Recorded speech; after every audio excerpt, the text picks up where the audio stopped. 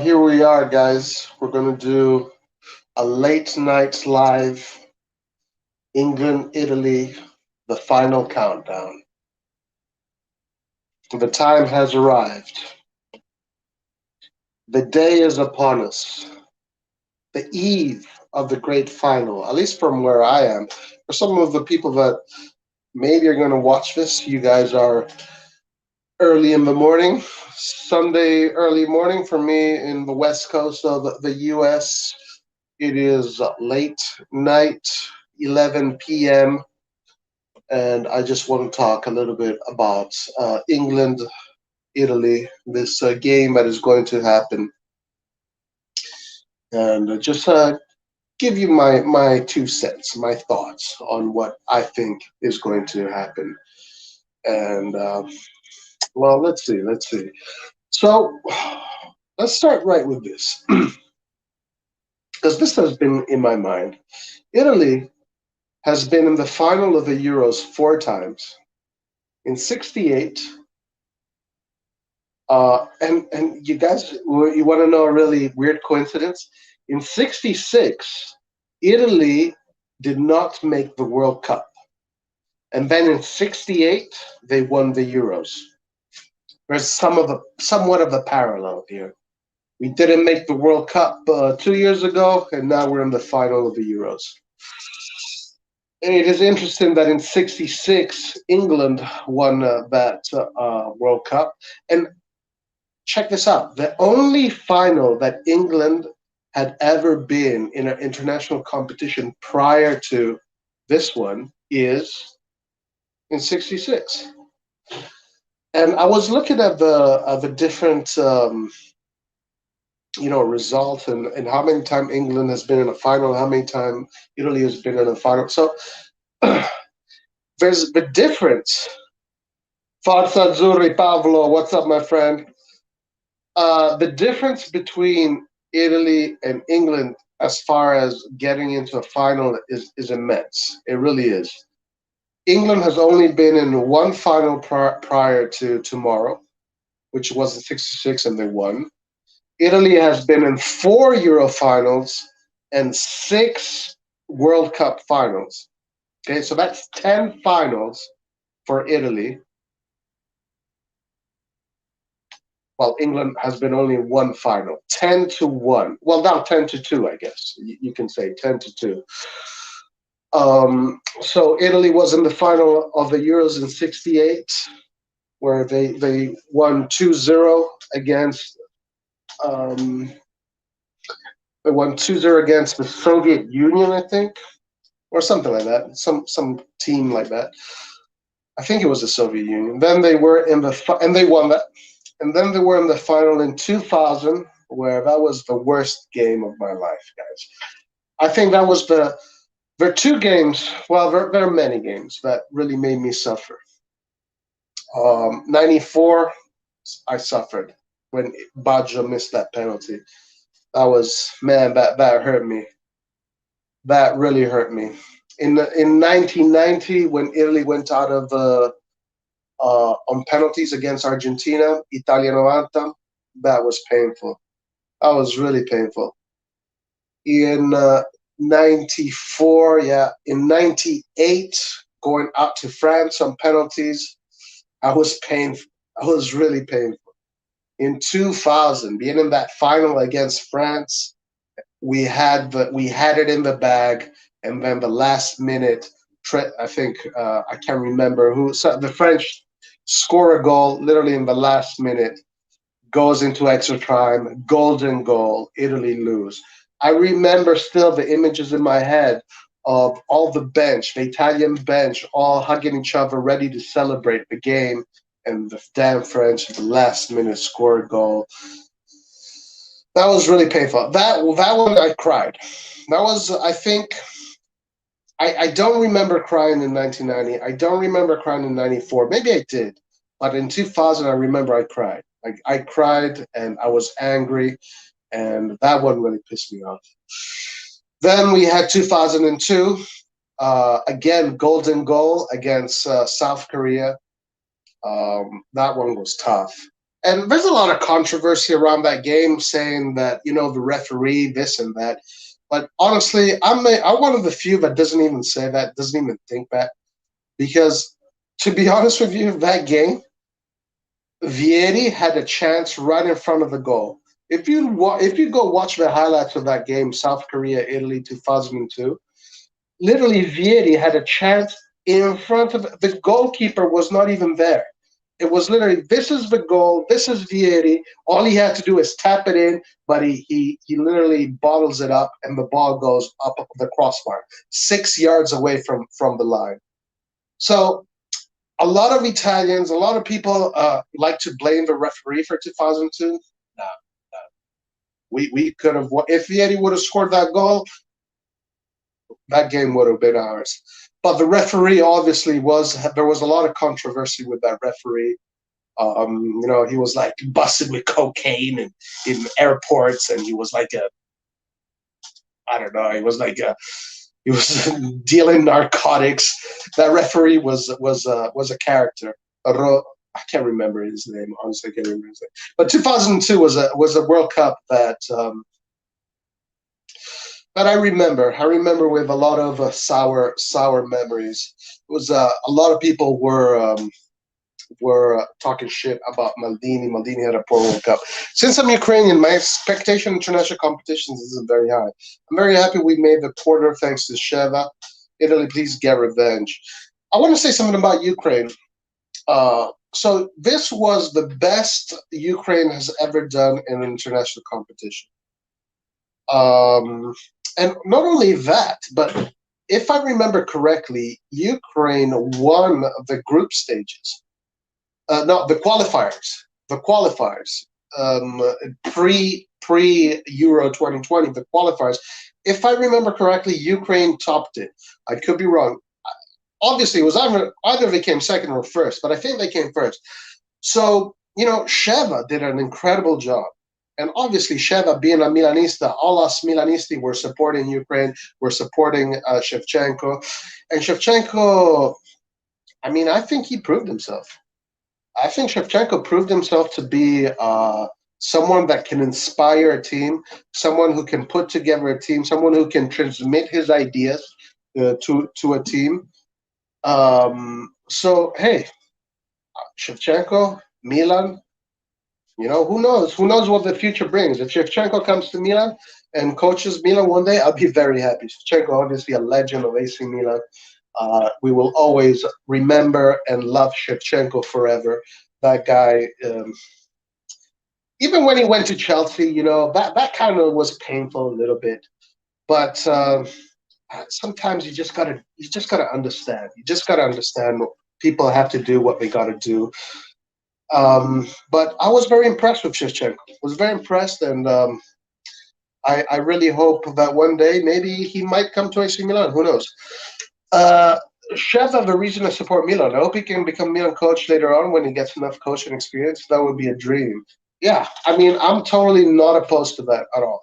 I would like that. So, Shevchenko, we'll see what he. Excellent tournament. We'll give him an A plus. Once again, Shevchenko, best tournament Ukraine has ever produced in an international competition. Shevchenko, the coach. A plus. All right, so we're talking about Italy 2002. So South Korea, it went like shit. Whatever, Again, people were blaming the referees. For me, it wasn't the referee. For me, Italy could have won that game in the 90s. Then we went to 2004, the Euros. Italy, that was the first time I realized that Pirlo was going to become one of the best midfielders in the world. In 2004, 2003 he was already he had already won with AC Milan, but in 2004, in that Euros, I remember the first game was against Denmark, and Italy played like shit. It was total garbage. Then they played against Sweden, and they played amazing football. They played kind of like how they're playing now. I remember Italy playing this beautiful brand of football. You had Cassano, you had Pirlo, you had a lot of exciting players. But then Ibrahimovic scored that legendary goal with a back heel. I don't know if you guys remember that goal. So Italy drew that game. And then the third game, it was against Bulgaria, and Italy won that game 2-1. Beautiful goal by Cassano. I still remember that beautiful goal. But then on the other side, it was Denmark against Sweden. And if Denmark and Sweden would have tied that game 2-2, then Italy was going to go out.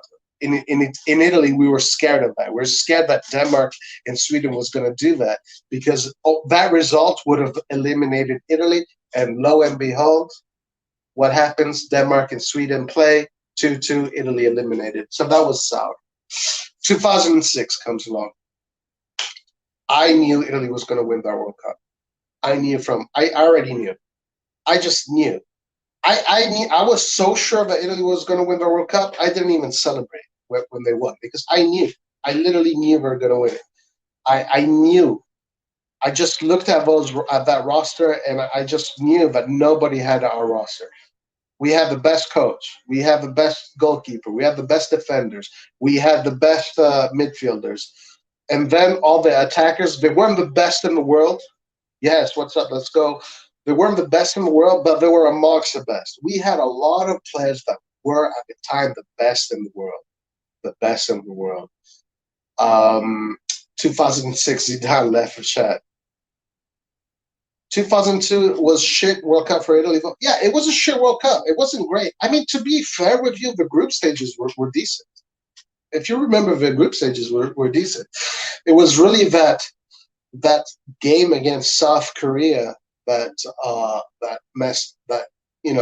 fucked everything up. But again, Vieira, guys, I tell you, go watch the highlights of that game and look at the goals that Italy missed in front of the goal.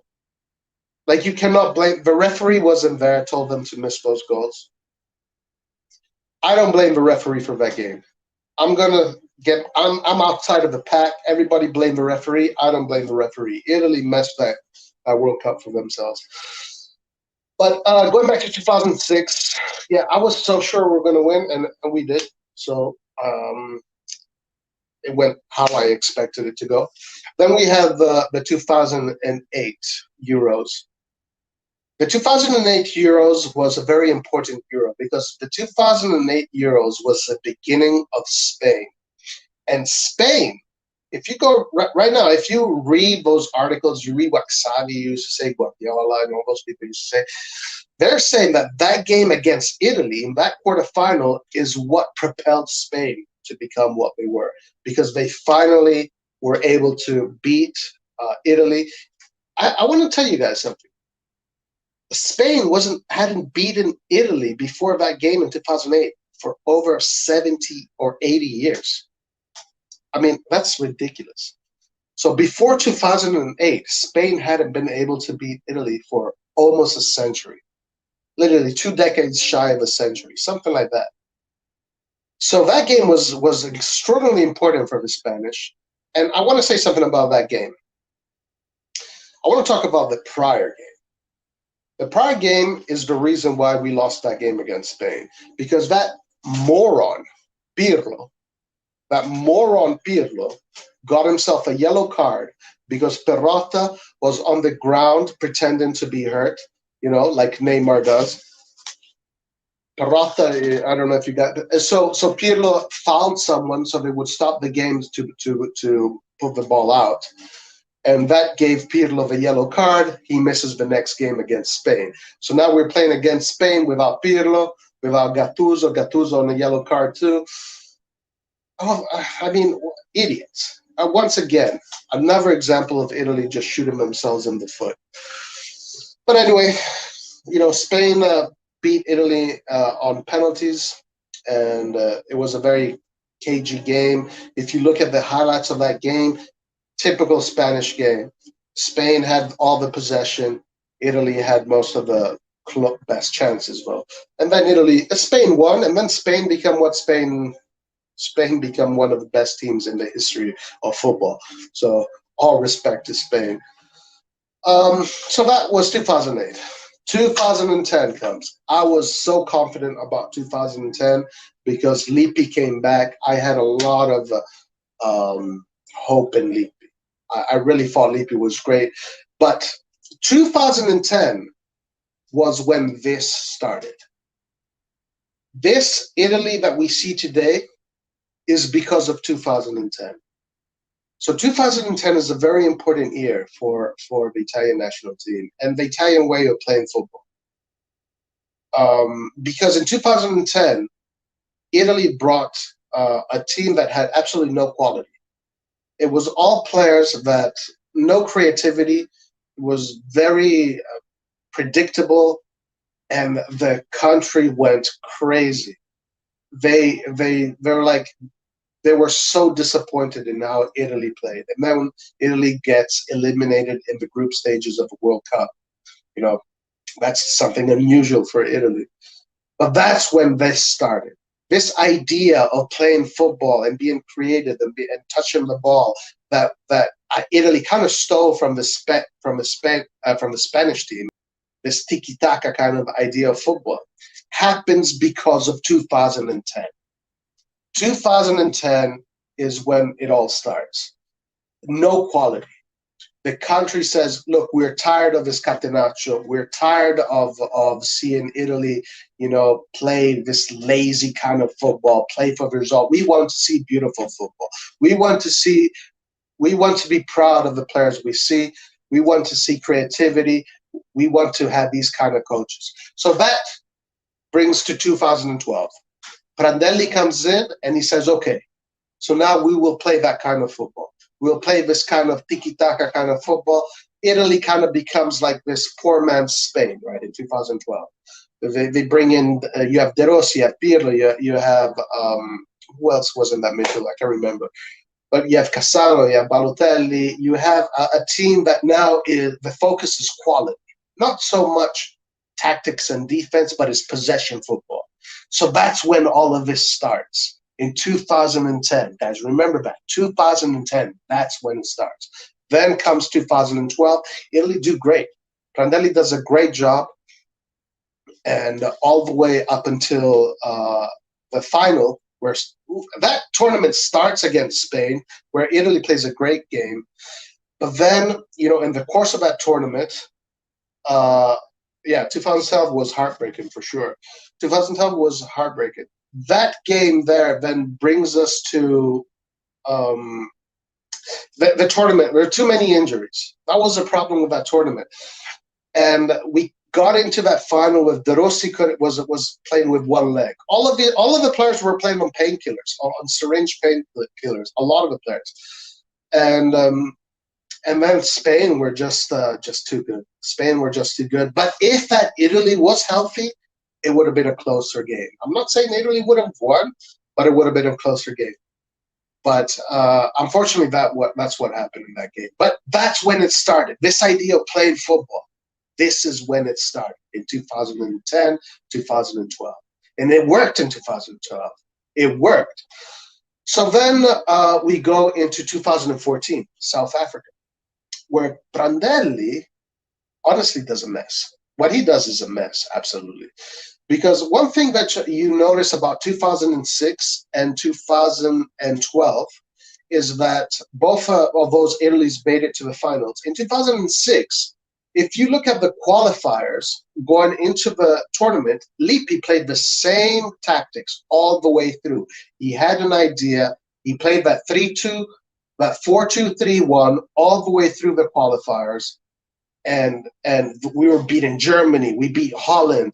We beat all the big teams in that qualifiers.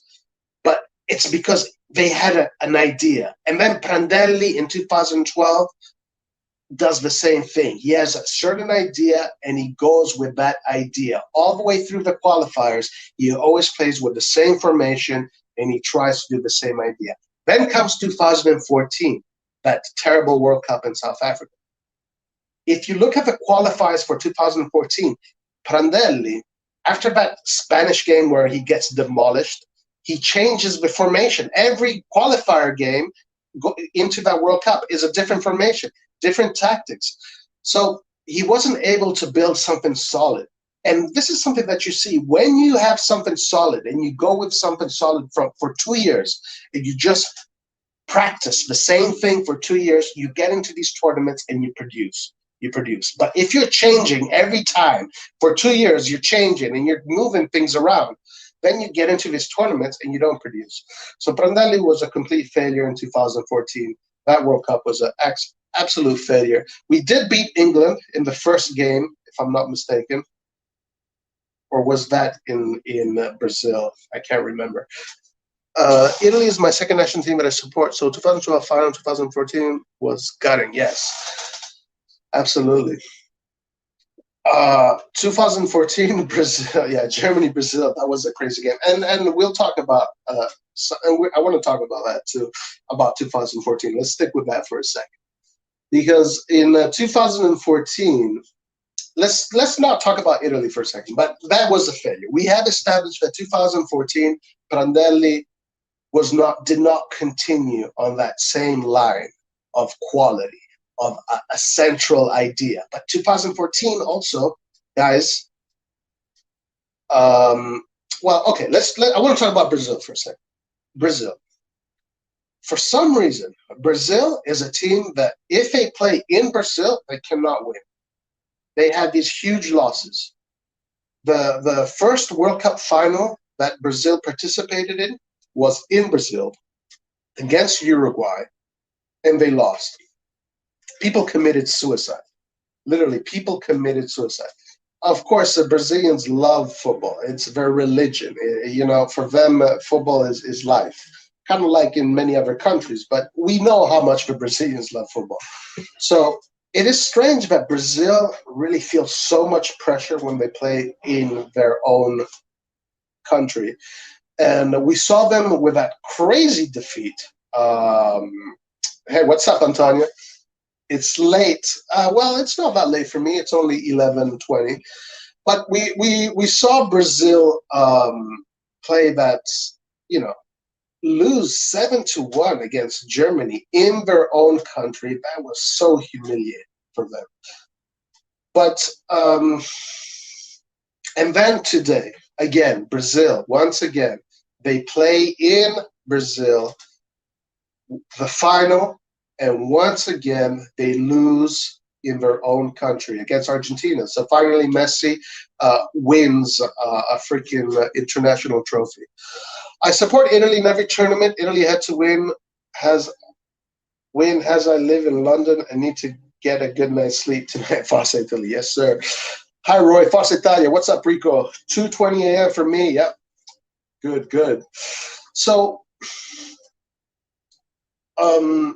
it is strange that Brazil has this kryptonite. Playing in Brazil for Brazil is like a kryptonite for them. So it's a very strange thing. But anyway, let's move on. Let's keep on going back to Italy. All right, so now Italy has a big failure in 2014. Brazil was a big failure. Prandelli is public enemy number one. So now the idea is this. Italy needs a top coach. Italy needs a top coach. This is the only way for Italy to go forward. So who do we get? We get Conte. We give him the salary of a coach that plays a club football. In 2016, Antonio Conte was the highest paid coach in that Euro. He was literally getting paid the same salary as if he was playing a club. That was the only way to get it. This was right after the Juventus. He just stopped doing the whole Juventus thing. So, the Italian Federation says, let's get Conte. Let's give him the salary of a club manager. And Conte does an excellent job with the national team. 2016 was absolutely brilliant, guys. The team played really nice football. One-touch direct football, all the way from the defense to the offense. Just one touch. Yep, the Copa America played in Rio and they lost. Yeah, it's crazy how Brazil cannot win in their own country. It's not coming home, it's coming Rome, knock on wood. What's up, Eastbourne? How you doing? So 2016, Italy comes in right away, plays against Belgium. Belgium at that time was the greatest team. You know, Belgium has this crazy generation. And I want to talk about Belgium a little bit too, because I have some things about to say about Belgium. So Belgium, we played against Belgium. Italy demolishes Belgium. And nobody was expecting that, right? Because every time Italy goes in a tournament, nobody expects Italy to perform because nobody watches the Serie A. It's the Serie A is one of the least. Well, it's not one of the. It's maybe the fourth or third most watched league, but Premier League, the La Liga. If you're not if you're not from those two countries, you're shit. Pretty much, that's how the world pretty much sees football in very poor terms. So nobody expected Italy to perform. But the qualifiers, what does Conte do? He does the same thing Lippi did in 2006, same thing Prandelli does in 2012. Through the whole qualifiers, he plays the same formation, same tactics, and just solidifies his ideas. He goes in that tournament, plays beautiful football. Then, for the first time in the history of international football, 100 years of freaking international football, Germany beats Italy in an international competition on penalties because of that moron right there, Zaza, with his stupid little fucking run, and then shoots the ball who knows where. And then you also had Pelé, who had honestly a great Euro, but he went to the goalkeeper and he said, "I'm going to do the Panenka." He was kind of being facetious. And then the goalkeeper saves him. So you had Pelé and Zaza that acted like idiots during that penalty shootout. But you can also blame Conte, because Conte puts Zaza in literally 2 minutes before the penalty shootout, so Zaza can shoot a penalty. So blame can go in different directions. So you can also say that Conte had his blame for it, but 2006, excellent job. We have to praise Conte for what he did. We go out on penalties again, and I want to talk about penalties. Because I want to talk about that in a second.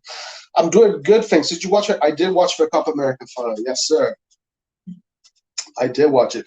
I mean, look, Germany from 2014.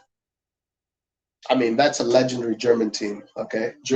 When we talk about Germany, we're talking about the team that has been in the most Euro finals and in the most World Cup finals, even more so than Brazil when it comes to World Cup finals. Germany is elite of elite, okay? And Germany is also another team that a lot of people do not consider, right?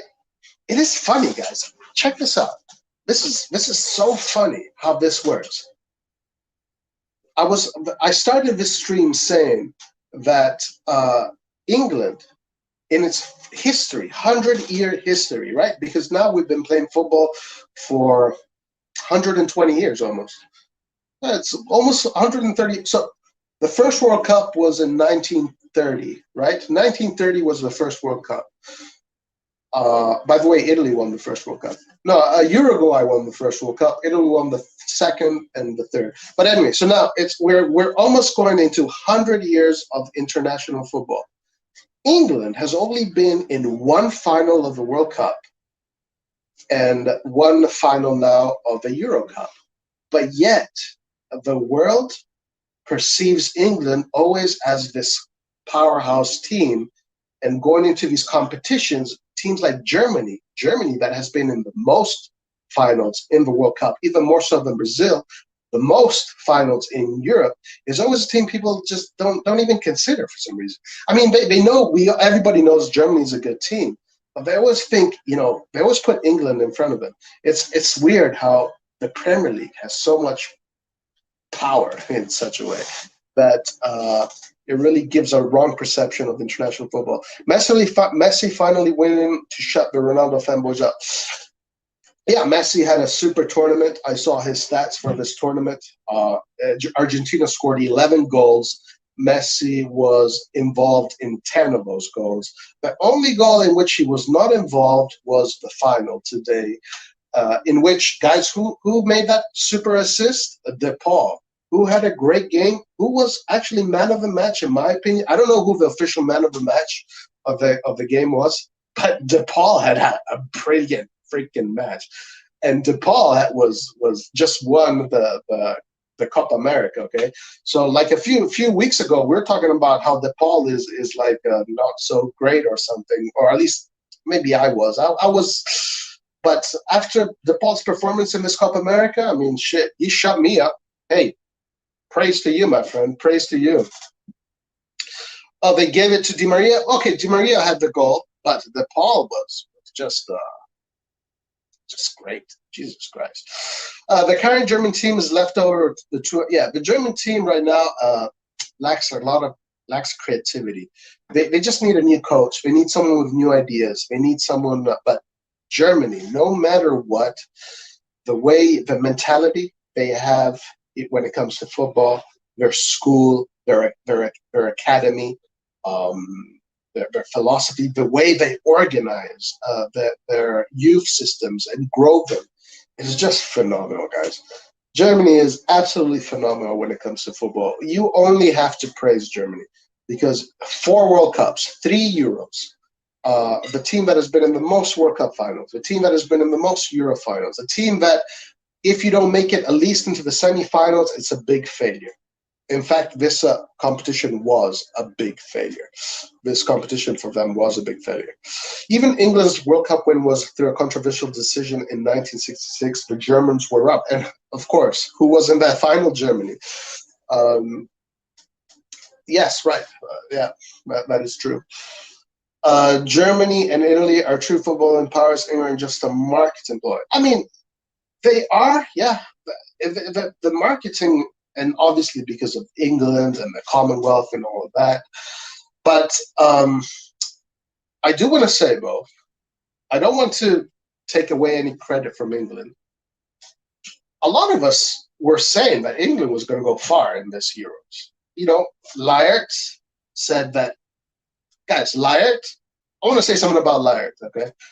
Layert said that Chelsea was going to win the Champions League, and he got that right. And then Layert said that the Euros, either England or Italy were going to win it. I agreed with him. And because it was visible straight from the get-go, England had a really clean sheet of wins. Because one thing, guys, I want to tell you, when these international competitions come about, the qualifiers are tell you what's going to happen.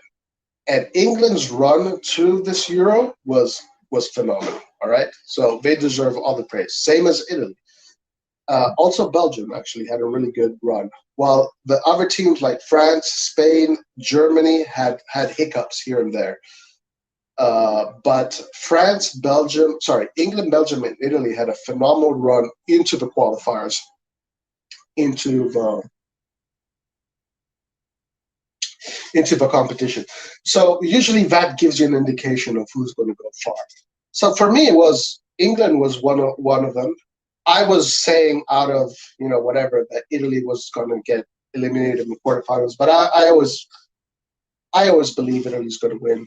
Anyway, for me, man of the match was DePaul or Martinez. Personally, DePaul. Larry prediction for Milan next season, that would be crucial if that's the case. I don't know what his prediction is. He said he's not going to give a prediction until the end of the calcio mercato. So my prediction is semifinal Champions League. Top 4, semifinals Champions League. So we'll see what Layert says. Guys, quick thing, if you're a betting person, you want to place bets, if Layert has a prediction, put your bet on that because so far he's been quite excellent as far as his predictions go. All right, let's go back to Italy. Let's get back to Italy, and then because we were in 2016. We're talking about Conte, and now we go into 2018. Like in 2006, where I said Italy is winning the World Cup. I was so sure Italy was going to win the World Cup in 2006. In 2018, I was 100% sure Italy was not going to make it into the World Cup. And you know why? Because the federation was run by some really weird characters at that point. You had Lotito, the owner of Lazio, that was part of the Italian federation, and he was going in and out with the international. Like, why the fuck was he there? But you get Ventura. Why do you get Ventura? Guys, remember what happens in 2010. The quality, there's no quality. The Italian people are saying, we demand quality. We want creativity. We want to see possession football. We want to play like the Spanish play. So 2000, blah, blah, blah. So we come to 2018. Ventura, the guy that is available, Ventura that played this kind of possession football in Serie A. One of the first coaches, actually, in this last decade to really do that wasn't part of the big teams. Like right now, we have Gasperini, we have De Zerbi, Juric. So we have a few coaches that have this philosophy of possession football. But Ventura was one of the, was a predecessor to these guys. The problem with Ventura is that he was obsessed with this four Tavecchio. That's right, Tavecchio was the president, and he was in bed with Ventura. Exactly. Yes, sir. The current England is an accumulation of 20 years of Premier League dominance, more money in the league, better quality foreign players, better quality local players. It could do the same. Very true. Very true. Yes, Rohit. Very well said. Tavecchio was the president and was there. So you have Ventura. But the thing is, Ventura plays 4-2-4. Guys, when in the history of anything is Italy a 4-2-4 team? Italy, 4-2-4? Do you understand what 4-2-4 means? Like, in order to play a 4-2-4, you need to have the best players in the world, period. All 11 players need to be the best in the world. How the hell can you play 4-2-4 with an Italian team that, even though has been trying to play quality football, but has this DNA of defensive football, and you give them a 4-2-4? You knew that wasn't going to work. Everybody, because I'm fucking football fanatic. I'm a coach. I tactics. I knew that shit was not going to work. We went to Spain. Italy went to play against Spain in an important qualifier game. The game that got us out of the World Cup. You go into Spain at the Bernabeu and play a 4-2-4. 2 midfielders, 4 strikers, 4 defenders. You want to defend against Spain with only 2 midfielders and 4 defenders? You have to be fucking crazy. You have to be fucking crazy. Exactly. The only successful, only Brazil makes sense. You give Brazil a 4-2-4. Like in Brazil, Brazil, how they play football, it makes sense. You give them a 4-2-4. But that's it. Like, who else can play a 4-2-4, really? Who can play 4-2-4? Argentina, maybe? Like, 4-2-4 is the last Italy should be playing. So, as soon as I saw that Ventura was going to stick with his 4-2-4, I already knew that Italy wasn't going to make the World Cup. The moment that I saw that formation against Spain, that game against Spain, the qualifier at the Bernabeu, where I see a 4-2-4, I was like, yeah, we're going to get fucking demolished today. It's done. We're out. And then we play against fucking Sweden at the San Siro with this 4-2-4. And we're looking, and the game, the freaking, oh my God. The freaking game plan against Sweden was to put in crosses from the wings. I mean, you're Italians, and you want to fucking play crosses against the Swedish. Like, how stupid are you? How stupid are you? Of course you're never going to score. Those guys are twice your height, and you want to play crosses. And not only your main playmaker is Darmian. Ventura made a mess. In 2018, Ventura made a mess. Last 10 minutes of the game, we got a score. Ventura wants to put a defensive midfielder on, De Rossi. And we saw that episode where De Rossi said, why the fuck are you putting me on? You should put Insigne on, right? In a 4-2-4, you would think Insigne would make sense. But no, guys, Ventura was a mess. He had no clue what he was doing. Like, he tried to bring in his ideas into the national team, and it didn't work. All right.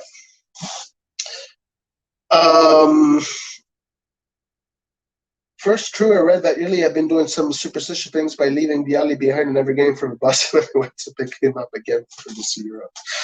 The Italians do that kind of shit, yeah. That's what happens when you're part of Torino. At some point, you won't be a winner. Same goes for Gianpaolo. Yeah, Swedish got crosses on their flag. Exactly. I like that.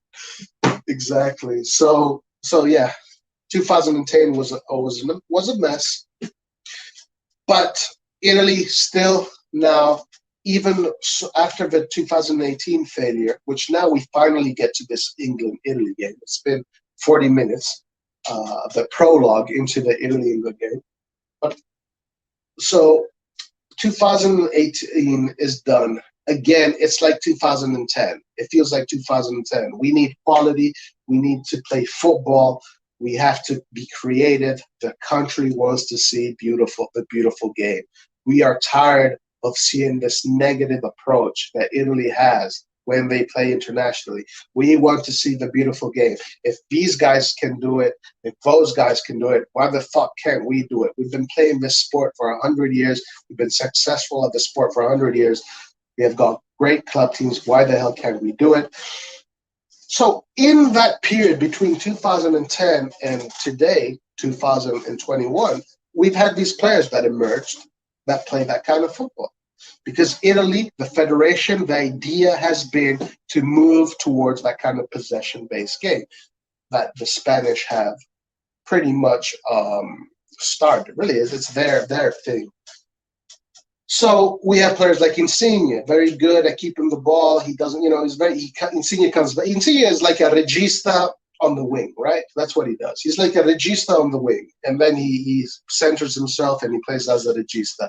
So these players that don't lose the ball, these players that are capable of playing these quick passes, short passing football, they don't lose the ball. Verratti, exactly the same. Jorginho, Brazilian, but also plays that kind of football. Barella plays that kind of football. Locatelli plays that kind of football. Locatelli playing in a team that plays that kind of football in Italy. Pessina plays that kind of football. So now the whole shift has changed in Italy for these players to play this possession-based football. Then, Giorgio Chiellini, Bonucci were part of the first time Italy was like, yo, now we have to move on to this kind of football. So you have Chiellini there. He's good with even though he's not the most technical player, but he's good there. He's composed on the ball. He was part of that Prandelli team that went all the way to the final playing that kind of football. Bonucci the same, a regista, defensive regista. Spinazzola, another player very good that is capable of playing with his feet, being a regista, So we have a lot of players like that. Chiesa, even Immobile that maybe is not having a great tournament right now, even though he started excellent. And then, of course, Mancini, very intelligent. He understands it. He understands that this is the kind of football the country wants. He understands that this is the kind of football that is going to inspire the country. So what does he do? He starts. He puts the team together. Italy loses the first game. I think Mancini loses his first game, if I remember correctly. I think it was against France. I believe one of his first games was against France, and he loses against France. But he has an idea. He has a vision. And he sticks with it. You look at all of Mancini's games from day one to today, it's always the same tactics. It's always the same idea. Just like in 2006, Lippi for 2 years, same tactics. Prandelli, 2012, same tactics. Antonio Conte in 2016, same tactics, and now Mancini in 2020, 2 years, same tactics. It works. Train these players for 2 years to play the same way, and then when it comes to the competition, it's all muscle memory. You don't have to create your idea 2 days before your first game starts. You've created your idea for 2 years already. So Mancini gets this going, and he does an excellent job. Italy looks like a powerhouse. So, we kind of got lucky. We kind of got lucky that in the first round, Turkey, we got lucky because Italy played all 3 games in Rome, really. Okay, like that's a huge advantage. Okay. You play people don't talk about that, but playing the first 3 games in Rome, in Italy, open ceremony, there's that helps a lot. And we're going to get into the England. Let me get to your comments. All right, Insigne was warming benches then. Don't know why. Yeah, but I mean now Insigne, he worked his way through. He worked all those way through. I'd rather have Ace Ventura as a coach rather than Gianpiero Ventura. I love that. Ace Ventura as a coach.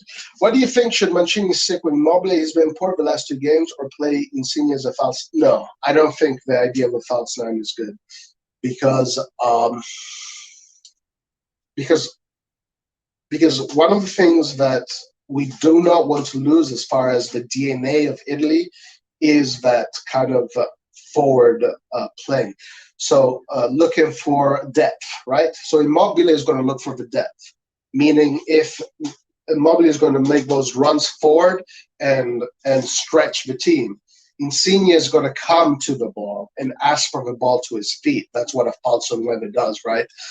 So I don't think we should lose that. I think you keep Insigne on the wing. You let him do the regista thing on the wing. He comes inside in the middle, plays with Verratti, Jorginho, with Emerson doing the overlaps. And unfortunately, it's Emerson. If it was Spinazzola, then Spinazzola won a tournament. But you get him to do the regista there. You get him to do those through balls, and then you have the depth runs, the forward runs to stretch the space with Immobile. I think that's what he's going to do. I don't think he's going to do the falso 9. I've seen reports say that he might do the falso 9. I mean, okay, if he does the falso 9, it means that you're going to have Chiesa on one side, Berardi on the other side, and Insigne. That's a shitload of quality, right? So the tactics are going to change. Chiesa is a player that does look for the depth. So you can say that he can look for the depth on the wings. Berardi is a player that does look for the depth. But centrally, I think Immobile should be the guy. I think you should start Insigne, Immobile, Berardi. You should go with that. I mean, Immobile is going to have a great game tomorrow. I think Immobile, he started this tournament great. Then he kind of slowed down. A lot of criticism, and now tomorrow is his last chance. So if he fucks up tomorrow, then he's going to be remembered as a shit player. But tomorrow is his last chance. I would give it to him. Italian trust on Benucci and Chiellini have paid them until now. I mean, the problem also is that there's nobody else. There's really nobody else. Man, this is way too early. What's up, Skillard? How you doing, my friend? Skillard, how's it going, bro? Immobile should have brought his shooting boots. Yeah, Immobile, not the best tournament right now, but he started great. Mancini would have planned where Insigne may be the false 9. That's what I'm not too convinced about that. The problem with Insigne as a false 9, you're going to lose what Insigne does. You're going to lose his strength. You're sacrificing Insigne's strengths because you're scared your striker's not going to perform. That's a retreat. You're retreating. You're not being positive. You're being negative. I don't agree with that. David Castro, Forza Azzurri. Yep. Joseph, what's up, man? I haven't seen you in a while, my friend. Immobile has to step up this match. He doesn't have to score, but he has to pull defenders to open up runs for our wide players, but our midfielders. Yeah, exactly. That's what I think he should do. But then if they go with the falso nueve, you would imagine that they tried that. They they have a game plan. They're going to go in there with the game plan. I feel like Mancini's tactics are flexible too. Taking Immobile off and playing the falso nueve formation. How many national coaches would have the cojones to make that switch against Spain? All right. Personally, I thought that was a mistake. It didn't pay off, guys. It didn't pay off. Because the reason why Italy scored is because Insigne. Okay, hold on. Let's go to the tactical board here. Actually, I think Mancini made a lot of mistakes against Spain.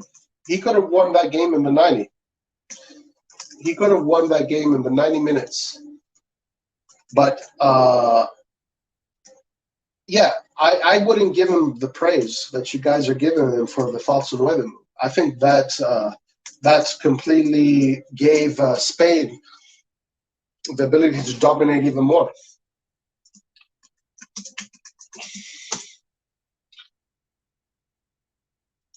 All right, give me 1 second. We're going to go to the tactical board here.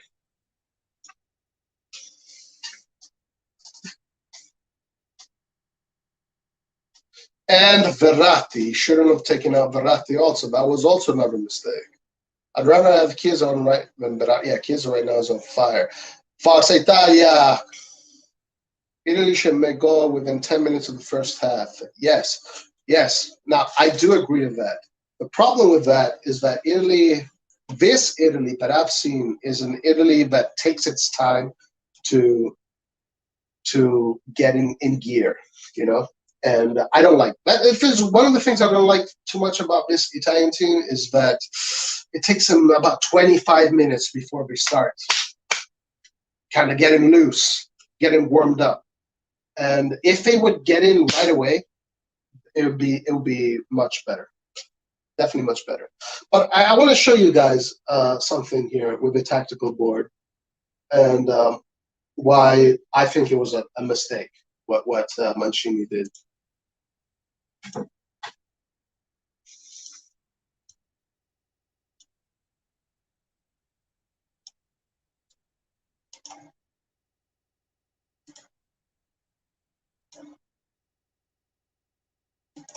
Okay.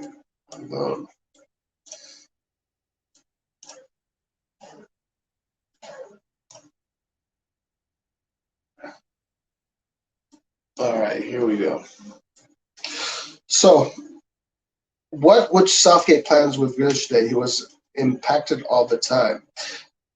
I don't know too much about Grealish because there was a little bit of controversy with Grealish. I gotta say, the way Southgate is showing to be a coach with a lot of balls because he's sticking with his formation.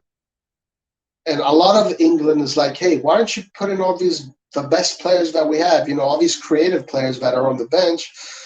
But he kind of reminds me of Lippi a little bit in his approach. All right, anyway, let's look at the goal. The goal that Chiesa scored, right? How did that happen? This is how it happened.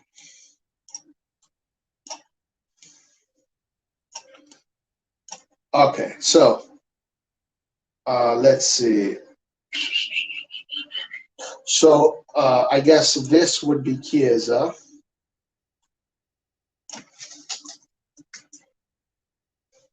Right? And it was a counterattack, classic Italian counterattack. And this is how it went. Okay, so this was Verratti over here. And guys, I'll show you why it was a mistake to do that play, because this was the high play. Donnarumma gets the ball. He looks for Verratti right here. So there, he comes out. He gives the ball to Verratti. Verratti gives the ball to Insigne over here. And now you have Immobile doing a run, stretching the defenders, stretching the team. He's using his pace. He's using his timing. That's what his strength is. So what does he do? You have the two English players now that were defending him are stretched. So Immobile is coming forward.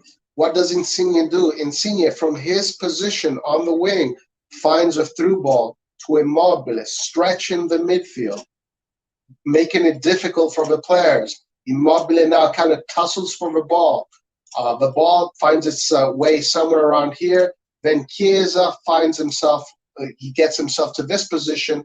Then Chiesa from this position, 2 touches, finds the goal, all the way there. So that move is why you want Immobile on the field. If we had a false 9, that wouldn't have happened, because you wouldn't have had the player to do that kind of run. This kind of run and that kind of pass from that side of the field would have not happened. So I'm not a big fan of the falso nueve in this particular time. And after we went into that falso nueve situation, we stopped doing all these forward runs that Immobile was doing. I think it's I don't think it's a good idea, guys. I don't think it's a good idea. And then the other mistake that Mancini made was taking out Verratti and putting Pessina in. Pessina playing a little bit more forward now, right? Because as you lose your striker, you have a falso nueve. Now you have another player that is playing a little bit more forward. Pessina being a player that is plays a little bit more forward, while Verratti plays in this area. Pessina plays more in this area. Verratti is off the field, and then you have all the space open. They find Morata right there in this area, completely open. He comes forward, does a 1-2. If Verratti was there, that space would have been closed. That space would have been closed. So these were clear tactical mistakes. I saw that in my opinion, they were clear tactical mistakes. This game he could have won against Spain in the 90 minutes. In the 90 minutes, Verratti had a yellow card. Okay, yeah, so he didn't want to take a risk. Understood. But I think he should have kept him in. He should have been courageous and kept Verratti in, or put what's his name, Cristante in, and cover the midfield. You're winning already. Go full Italian. You only have what, 12 minutes to go, 13 minutes. Go Catenaccio for 13 minutes. You're already playing Catenaccio all the way through. You might as well play Catenaccio. But anyway, at the end, Italy won anyway. So it doesn't really matter. At the end of the day, Mancini's plans did work. But in that process, I thought he did some mistakes. Now, so when it comes to the falso nueve thing, I do not agree. I think he should go for Immobile and have these forward runs, and then Insigne can do what he does from the wing. You put Chiesa on this side. I mean, I honestly think it's really difficult to see any other formation rather than this one. I mean, if you have the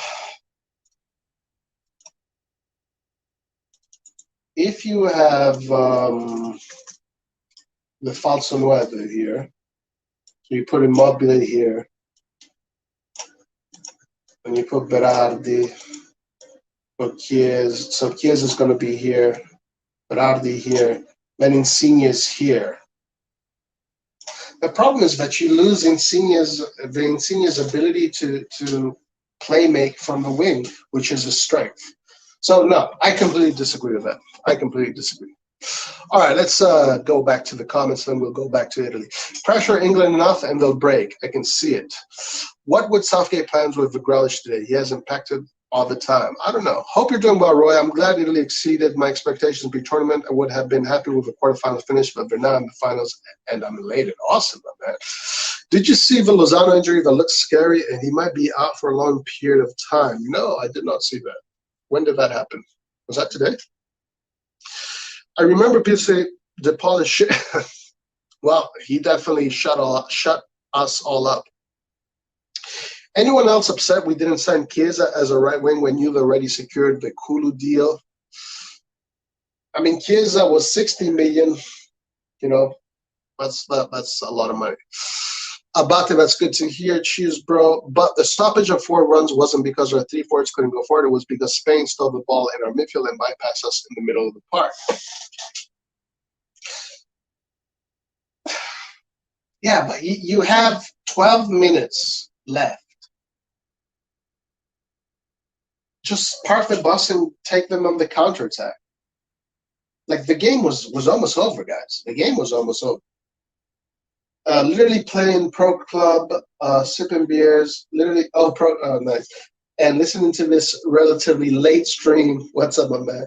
The false 9 wasn't the issue. Taking out your defensive midfield was the issue. I think it was both. It was both. Because, again, you need someone to stretch the lines. You need someone to stretch those lines. The falso nueve, guys, listen to me. The falso nueve works if you can play like Spain. Then it works. If you are a team that can play 70% possession ball against the best teams, then it makes sense.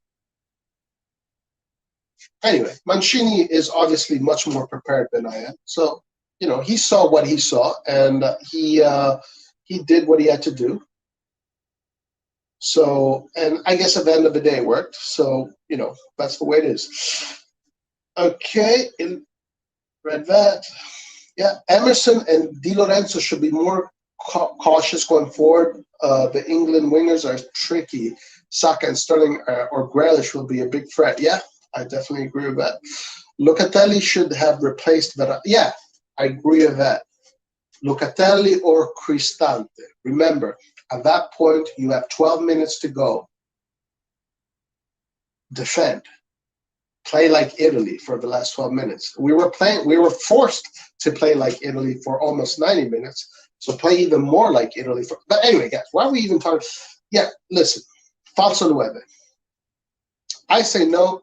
Let's see. If he does it and they have a plan, let's see if it works. Maybe against England. Okay, I'll give you this, Ollie.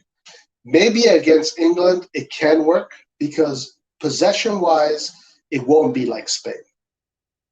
England will not have 70% of the ball. That's just not going to happen. It's going to be more balanced. You know, there are going to be moments where England is going to dominate the ball, and there are going to be moments where Italy is going to dominate the ball. If I were to make a prediction, by the end of the game, the possession is going to be around 55 Italy, 45 England. And I say that because technically, Verratti, Jorginho, and Barella, that's their specialty, holding the ball. While their midfielders, Mount, Rice, and Phillips are good. Obviously, they're great at holding the ball, but it's really not their style. They're just a little bit more direct, you know? Premier League, more direct football. While we in Italy, more of this Latin kind of Spanish football that is more keep the ball and slow down the pace and take your time. So I would say maybe against England, a falso nueve could actually be better. I'll give you that. Spain did miss their forwards chances. I agree with the fact that they did few errors in that game. But yeah, I mean, Spain. All right, guys, let me say this about Spain, okay? Spain always plays the same way, all right? They always play. As a matter of fact, in Spain, they have no idea why Spain has never done well in World Cups. Because in the Euros, Spain is a powerhouse, right? They have 3 European Cups. But Spain has always played this way. Ever since I remember watching Spain against Italy in '94. Spain, it was all Spain. Spain had the ball the whole time. Then I saw every time I see Spain, they always have the freaking ball. Um, the big thing is that between 2008 and 2012, they just had monsters players. They had a golden generation. If you have a golden generation and you play that kind of football, you're a tough cookie to beat. Lozano got a straight knee to the temple. Oh, shit. Really? Damn. Who did he play against? Chucky looked like he got whiplash from the challenge. Man, that sucks. Let's see what he does with Atletico. If Milan Madini make a good decision, I don't get it. Well, you know what? It's actually not official yet that he's going to Atletico Madrid. So who knows? Who knows how that goes? As long as Italy take the cup back to Rome, I don't mind who's wrong or right. Yes, sir. Constantine answer Italy 2 and 1. All right, guys, let's talk about this game. Let's talk about this game. So, when it comes to precedent, Italy has a pretty good advantage. I remember, actually, the last game I remember they played, I think England won. I think that was in 2008. It was during Ventura. It was during the Ventura era that they won. Then I remember Italy beating England in either 2010 or 2014. It was the first game of 2000, and it was in Brazil. The first game of Brazil was England-Italy. Italy wins 2-1.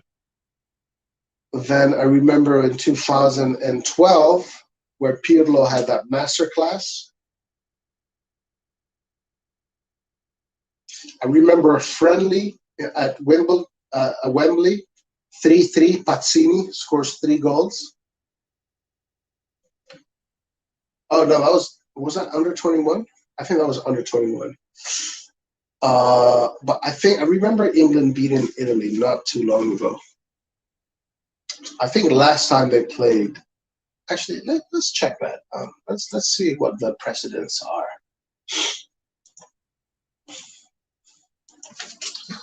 England, Italy.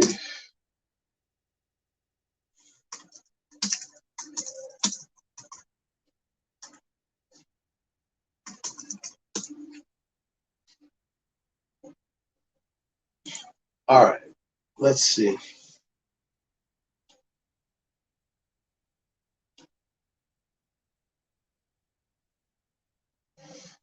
Okay, yeah, 2012, it was the penalties. England wins on penalties. 1997. Oh, I remember England, Italy, where Capello scores a goal. Fabio Capello, he wins 1-0. He scores a goal. That was before I was born. And then there was Italy, England, where Gattuso scores a super goal. Super goal. England have won against Italy, I don't think. Four official international matches.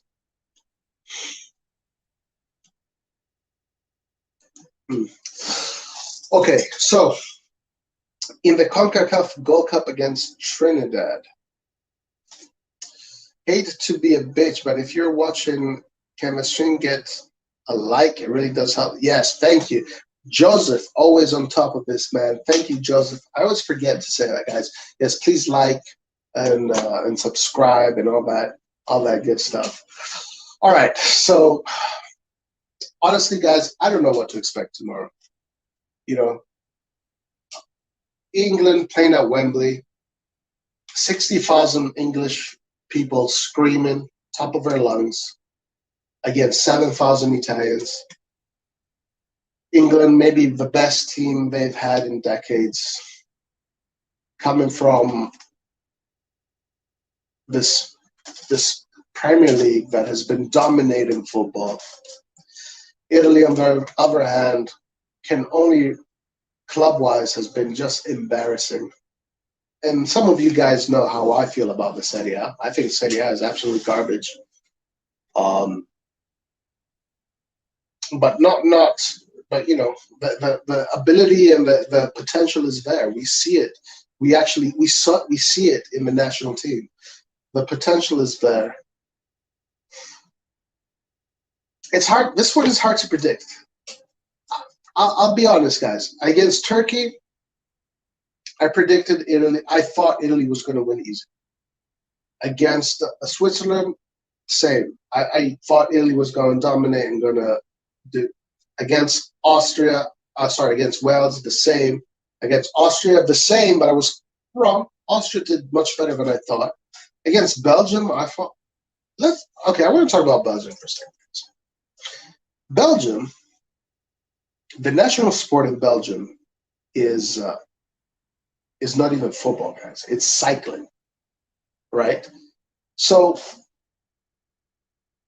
that's the problem with Belgium. They don't have culture. They don't have football culture. If you don't have football culture, you cannot be one of these big powerhouses. You need to have the footballing culture in order to be a big powerhouse. So against Belgium, because of 2016, and because prior to 2016 we had played against Belgium, and we really, I remember beating them easily 3-1. I can't remember what it was, wherever it was. I think it was the Euros. I think it was one of the Euros in the 2008. I think it was 2008. Yes, 2008, I believe. Or was it 2012? Either 2008, 2012, we beat Belgium really easily. Then 2016, this was a super Belgium that nobody could ever beat. Then we beat them easily again. Then once again, 2021. The thing is, like,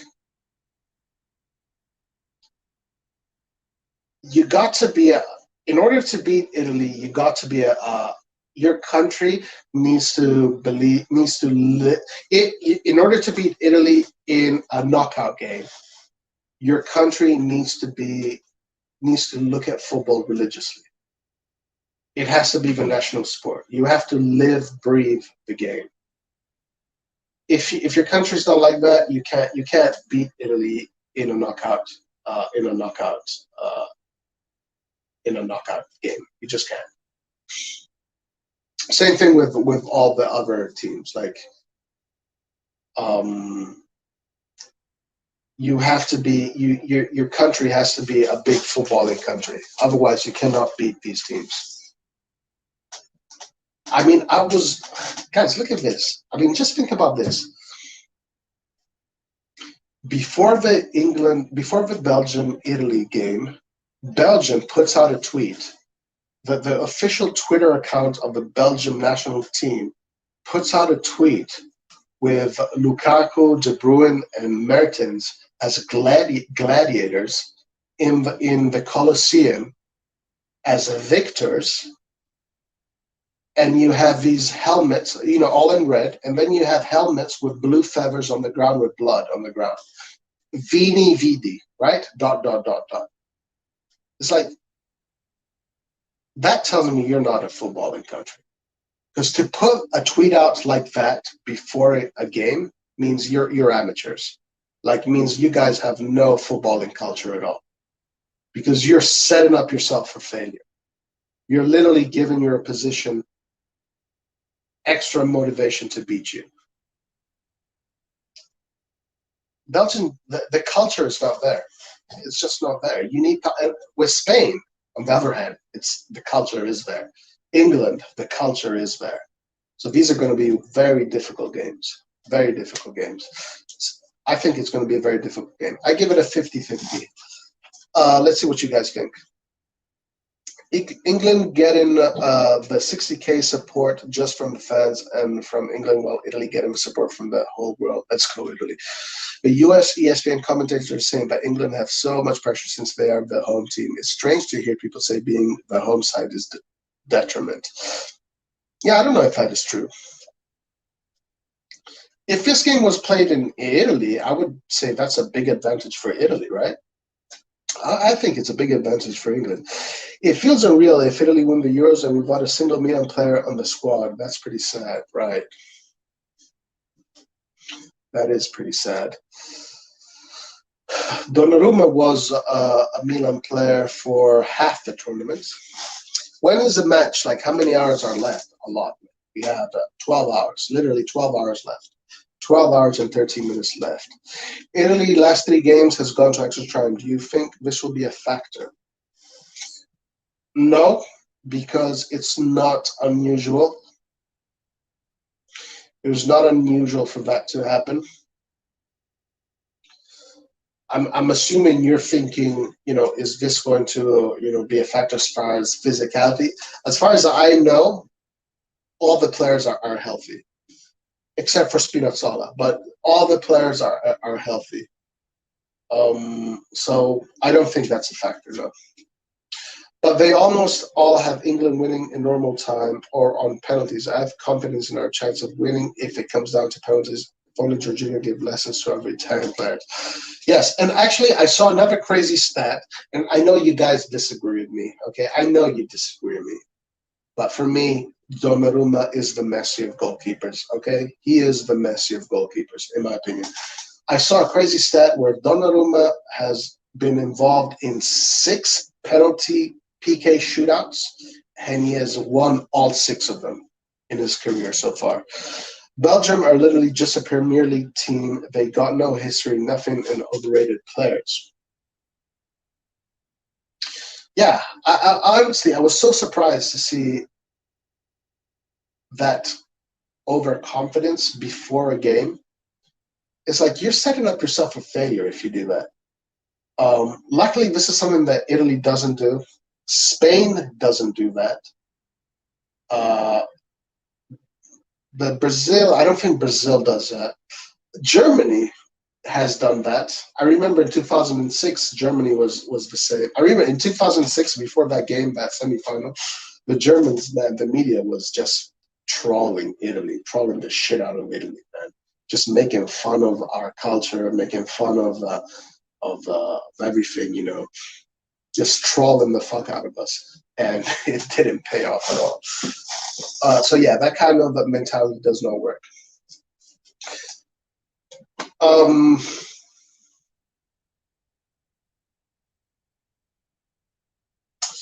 Yeah, it's hard to say how this game is going to go, guys. It's really hard to say.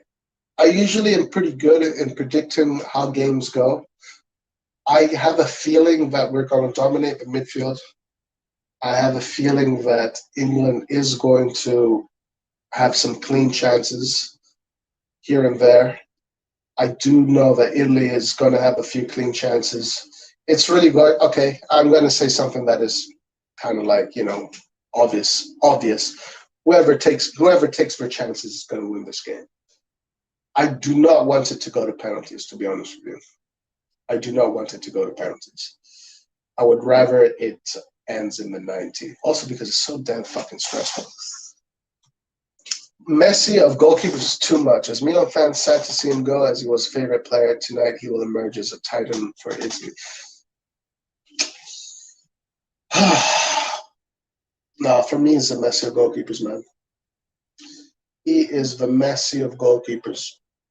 The thing about Gigi Donnarumma is this, that we've seen Gigi Donnarumma during his high school years. Okay? We've seen him from age 16 to age 22. That's high school, first years of college. We are not going to see him as a college graduate in AC Milan. And that fucking kills me, guys. I know I shouldn't be like sticking to the past, but that shit fucking kills me, all right? I don't like it. I wanted to see Donnarumma in AC Milan for the rest of his freaking career. Hi, Roy. What's up, Saif? Weird question, but just genuinely curious. You more of an Italy fan or a Milan fan? Well, let's put it this way. When Italy plays, I'm 100% Italy fan. The thing is that when Italy plays, Milan doesn't play, so I don't really aside from the calcio mercato, I don't have much focus on Milan. But as soon as these international competitions are done, it's all back to AC Milan. So it's Milan 100% when during the season. Then during the international games, Italy 100%, and then when we had the big international competitions, Italy.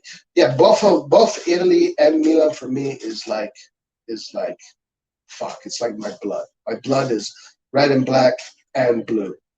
You know. So for me, both these teams are I think about them all the time. This is why I'm so critical about the Serie A because of Italy, because I really want Italian play. And this is why I don't like to hate on Inter. I don't like to hate on Juventus. I don't like to hate on any of these teams. I want Juventus to be I want Juventus to do well. I want Inter to do well. I want Roma to do well. I want all the Italian teams to do well because I love the national team. I love the Italian players. I want the Italian players to kick ass. But when it comes to club football, it's Milan all the way. That was my first love is AC Milan. Then came Italy because in 1988 I saw 1989. The first time I got excited about football was watching AC Milan play against Benfica, winning that Champions League final. And then in 1990, I saw Italy play, and I fell in love with Italy. So I first fell in love with Milan, then I fell in love with Italy. So that's both these teams for me are up there. Is Immobile overrated? My man flopped in Spain and Germany and only flourished in the Serie A. He's also shit with the national team and the Champions League. Immobile. This is the thing about Immobile. And I think you can only understand this if you're if you're a foreign national, Italian national like me, right? If you're an Italian that lives in Italy, you're not going to understand this. But if you are like an Italian that lives abroad, you're going to understand this. Immobile is so Italian, even though he looks like he's from Sweden. He is so Italian that you just do not see him adapt anywhere except from Italy. The way he talks, his mannerisms, he's so Neapolitan. And these Neapolitan people are just so embedded in their culture, and it's just that it's impossible to literally rip these people apart from their culture. And I bet this guy, will never learn how to speak English in his whole life. He never learned how to speak German. Obviously Spanish is easy. If you speak Italian, speaking Spanish is easy. This is the problem with Immobile. He's too Italian. He's just too Neapolitan Italian. If you hear the other guys speak, like if you hear Chiesa speak, you can hear there's a little bit of an international vibe with him. He speaks really well English. His Italian is very clean. Even the other guys, their Italian is just a little bit cleaner. But if you listen to Immobile and the way he speaks Italian, it's dialect. It's just that's a problem with Immobile. That's his issue. That's why it's pointless to get him outside. All right, guys. Well, listen, I think we're going to cut it. So this is Italy once again adds one more